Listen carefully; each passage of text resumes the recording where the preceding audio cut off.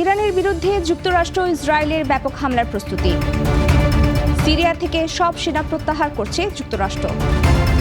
গাজায় নিহতের সংখ্যা ৭৫,০০০ ছাড়ানো। পারমাণবিক পরীক্ষা নিয়ে যুক্তরাষ্ট্রের অভিযোগ নাকচ করল রাশিয়া চীন। ক্যালিফোর্নিয়ায় তুষারঝড়ে ৮ স্কি খেলোয়াড়ের মৃত্যু। আমন্ত্রণ জানাচ্ছি বাংলাদেশ প্রতিদিনের বিশ্ব সংবাদে। সাথে আছে আমি প্রমিতি কিবরে ইসলাম। এতক্ষণ শুনছিলেন সংবাদ শিরোনাম, এবারে বিস্তারিত। ভবিষ্যৎ হোক নিরাপদ, বিনিয়োগ হোক বিশ্বস্ত, আর আমার পছন্দ সল্ট বে।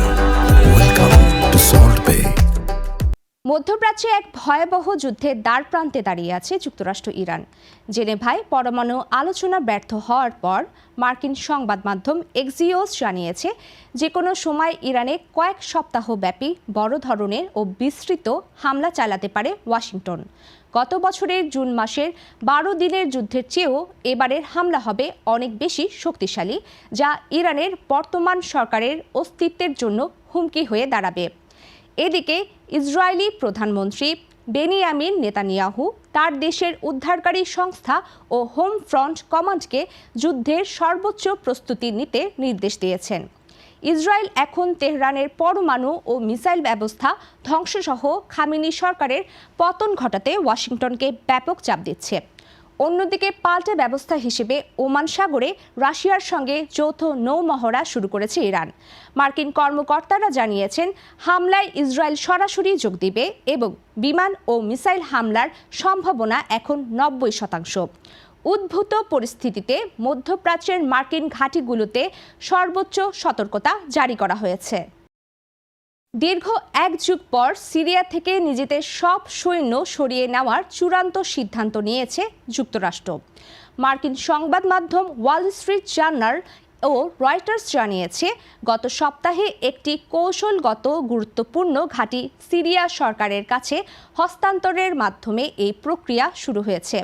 ২০১৪ সালে জঙ্গি গোষ্ঠী ইসলামিক স্টেট IS দমনে সিরিয়ায় প্রায় ২,০০০ সেনা মোতায়েন করেছিল ওয়াশিংটন।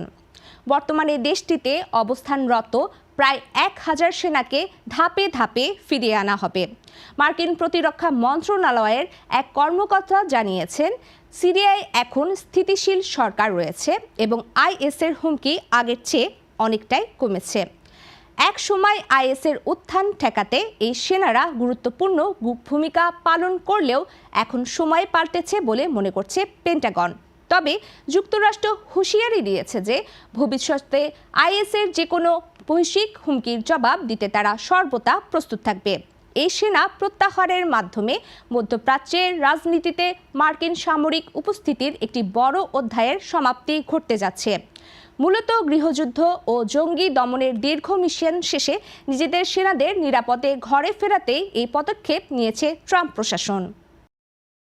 গাজায় ইসরায়েলি হামলায় নিহতের প্রকৃত সংখ্যা ৭৫,০০০ ছাড়িয়েছে। যুক্তরাজ্যের মেডিকেল জার্নাল দ্য ল্যান্সেট এর সাম্প্রতিক এক গবেষণায় এ তথ্য উঠে এসেছে। গবেষণাপত্রের তথ্য মতে ফিলিস্তিনি স্বাস্থ্য মন্ত্রণালয়ের দাপ্তরিক হিসাবের চেয়ে নিহতের প্রকৃত সংখ্যা অন্তত ৩৪% বেশি।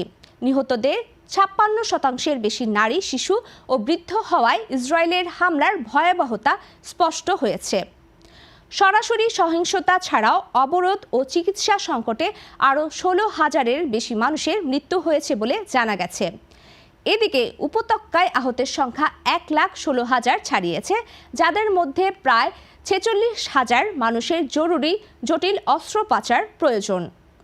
বিশেষজ্ঞদের মতে গাজার ধ্বংসপ্রাপ্ত চিকিৎসা ব্যবস্থা এখন পুনর্গঠন করতে অন্তত ১০ বছর সময় লাগবে। উত্তর গাজায় দুর্ভিক্ষ পরিস্থিতি এবং হাসপাতালের শয্যা সংখ্যা ১/৩ কমে যাওয়ায় মানবিক বিপর্যয় চরম আকার ধারণ করেছে। ধ্বংসস্তূপের নিচে হাজারো মরদেহ চাপা পড়ে থাকায় প্রকৃত প্রাণহানি আরও বাড়ার আশঙ্কা করা হচ্ছে। মূলত আন্তর্জাতিক সম্প্রদায়ের নজর কাড়তেই এই পরিসংখ্যান ভিত্তিক প্রতিবেদনটি প্রকাশ করা হচ্ছে। পারমাণবিক পরীক্ষা বন্ধ রাখার দীর্ঘদিনের অঙ্গীকার লঙ্ঘনের মার্কিন অভিযোগ দৃঢ়ভাবে প্রত্যাখ্যান করেছে রাশিয়া ও চীন। ক্রেমলিনের মুখপাত্র দিমিত্রি পেসকভ জানিয়েছেন দুই দেশই বিস্ফোরক পারমাণবিক পরীক্ষা না করার সিদ্ধান্তে অটল রয়েছে এবং ওয়াশিংটনের দাবিটি সম্পূর্ণ ভিত্তিহীন। পেসকভ আরও বলেন, মস্কো যুক্তরাষ্ট্রের সঙ্গে বাণিজ্যিক সহযোগিতা বাড়াতে আগ্রহী হলেও ওয়াশিংটনের অবৈধ নিষেধাজ্ঞাগুলো দ্বিপাক্ষিক সম্পর্কের পথে প্রধান বাধা হয়ে দাঁড়িয়েছে। সংবাদ সম্মেলনে কিউবার ওপর মার্কিন জ্বালানি অবরোধ নিয়ে গভীর উদ্বেগ প্রকাশ করে দেশটির পাশে থাকার ঘোষণা দেয় মস্কো। ভেনেজুয়েলা ও মেক্সিকো থেকে তেল সরবরাহ বন্ধ হওয়ায় কিউবায় যে তীব্র জ্বালানি সংকট তৈরি হয়েছে তা মোকাবেলায় মানবিক সহায়তা হিসেবে দ্রুত তেল পাঠানোর আশ্বাস দিয়েছেন প্রেসিডেন্ট ভ্লাদিমির পুতিন। মূলত বৈশ্বিক নিরস্ত্রীকরণ প্রচেষ্টা এবং কিউবা ইস্যুতে রাশিয়ার অবস্থান স্পষ্ট করতে এই আনুষ্ঠানিক বিবৃতি দেওয়া হয়। বিশেষজ্ঞরা মনে করছেন, ওয়াশিংটনের এমন অভিযোগ বর্তমান ভূ রাজনৈতিক উত্তেজনার মধ্যে পারমাণবিক নিয়ন্ত্রণ ব্যবস্থাকে আরও জটিল করে তুলতে পারে। ক্যালিফোর্নিয়ার সিয়েরা নেভাদা পর্বতমালায় ভয়াবহ তুষারঝড়ে 8 জন স্কি খেলোয়াড়ের মৃত্যু হয়েছে এবং নিখোঁজ রয়েছেন আরও একজন। গত মঙ্গলবার 15 জনের একটি পর্যটক দল 3 দিনের পাহাড়ি ভ্রমণ শেষে ফেরার পথে ক্যাসেল পিক এলাকায় এই দুর্ঘটনার কবলে পড়ে। গত 40 বছরের মধ্যে এটি যুক্তরাষ্ট্রে ঘটা সবচেয়ে প্রাণঘাতী তুষারধস হিসেবে চিহ্নিত হচ্ছে। উদ্ধারকর্মীরা আইফোনের SOS ফিচারের মাধ্যমে সংকেত পেয়ে প্রতিকূল আবহাওয়ার মধ্যে 6 জনকে জীবিত উদ্ধার করতে সক্ষম হয়েছেন। বর্তমানে তুষারঝড় ও তীব্র বাতাসের কারণে উদ্ধার অভিযান ব্যাহত হওয়ায় নিখোঁজ ব্যক্তিকে মৃত ঘোষণা করে এখন কেবল মরদেহ উদ্ধারে জোর দিচ্ছে প্রশাসন। স্থানীয় কর্তৃপক্ষ জানিয়েছে, প্রবল তুষারপাত ও শক্তিশালী বাতাসের কারণে ওই অঞ্চলে এখনও উচ্চ মাত্রার তুষারধসের ঝুঁকি রয়েছে। মূলত দুর্গম এলাকায় পর্যাপ্ত নিরাপত্তা সরঞ্জাম থাকা সত্ত্বেও প্রকৃতির এই আকস্মিক তাণ্ডব এড়ানো সম্ভব হয়নি। এই ছিল আজকের বাংলাদেশ প্রতিদিনের বিশ্ব সংবাদ।